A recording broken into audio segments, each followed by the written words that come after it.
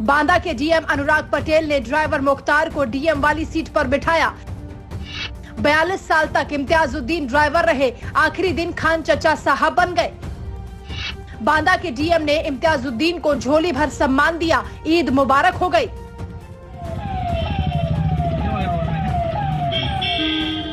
कहते हैं भगवान भाव के भूखे होते हैं। अगर ये सच है तो फिर हमारे आपके जैसे आम इंसानों की तो बिसात ही क्या। उत्तर प्रदेश के बांदा की सड़कों से गुजरता ये डीएम साहब का काफिला है।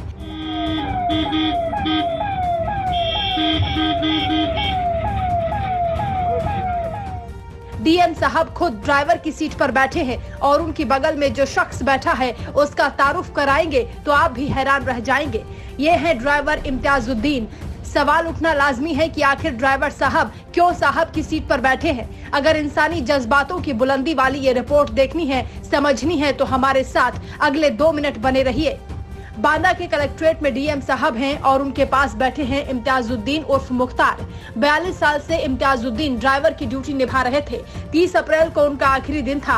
हर कोई एक दूसरे को नसीहत दे रहा था कि भावुक होने की जरूरत नहीं, लेकिन जो कुछ यहाँ हुआ उसे सुनेंगे तो आप भी भावुक हो जाएंगे। भावों से भरी ये विदाई खान चचा को पूरी जिंदगी याद रहेगी। डीएम साहब का फरमान आया नहीं कि उसके पहले गाड़ी तैयार। न दिन देखा, न रात, न गर्मी, न बरसात। कई लोग सोचते हैं नौकरी करता है तो सैलरी भी उठाता होगा, लेकिन बांदा के डीएम साहब का नजरिया ही कुछ और है। उन्होंने अपने मातहत इम्तियाजुद्दीन उर्फ मुख्तार को आखिरी दिन खान चचा कहकर पुकारा। पूरा ऑफिस देखता रह गया।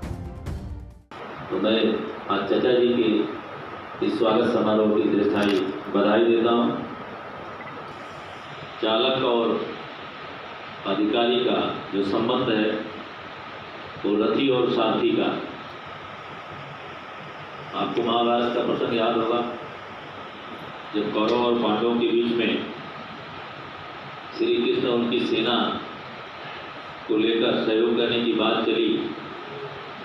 तो कौरवों ने श्री कृष्ण की सेना को ले लिया और पांडव होशियार थे, उन्होंने कहा नहीं मुझे सेना नहीं चाहिए, मुझे श्री कृष्ण के रूप में सारथी चाहिए। तो सारथी मतलब जो रथ को चलाता था, वर्तमान युग में जो गाड़ियां हैं उनका जो चालक है, तो चालक का सारथी का कितना महत्व स्थान है आपको पता है। कुछ अधिकारी होते हैं जो कहने को कह देते हैं, लेकिन तालियों के साथ ही उनकी भावनाओं का ज्वार भाटा भी खत्म हो जाता है। लेकिन अनुराग पटेल ऐसे साहबों में नहीं है। ड्राइवर साहब जब चलने को हुए तो उन्हें इशारे से रोक दिया, खुद भागकर गाड़ी तक पहुंचे, ड्राइवर की सीट पर काबिज हो गए। इम्तियाजुद्दीन थोड़ा सक पका गए, कहाँ बैठे क्या करे। तो डीएम साहब ने खुद कहा, आइए साहब अपनी सीट पकड़िए। फिर तो मानो खान चचा का दिल बाग बाग हो गया। गाड़ी पर फूलमाला, आगे डीएम साहब की एस्कॉर्ट गाड़ी, ड्राइवर सीट पर डीएम साहब और खुद साहब की सीट पर। क्या एहसास हो रहा होगा, थोड़ी कल्पना कीजिए।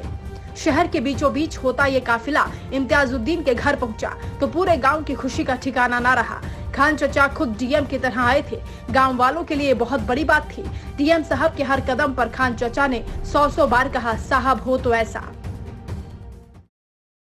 अब तक कार्यकाल में 2 दर्जन से भी ज्यादा कलेक्टर की सेवा कर चुका हूं, लेकिन साहब जैसा पहली बार देखा है। उन्होंने रिटायरमेंट के बाद भी अपने कर्मी को इतना सम्मान दिया, ये मेरे लिए गर्व की बात है। मैंने जब साहब को घर लेकर जाना चाहा तो वो मेरी ड्राइविंग सीट पर बैठ गए और खुद गाड़ी चलाकर मुझे घर तक छोड़ने आए। उन्होंने मुझे इतना सम्मान दिया, मैं बहुत खुश हूँ।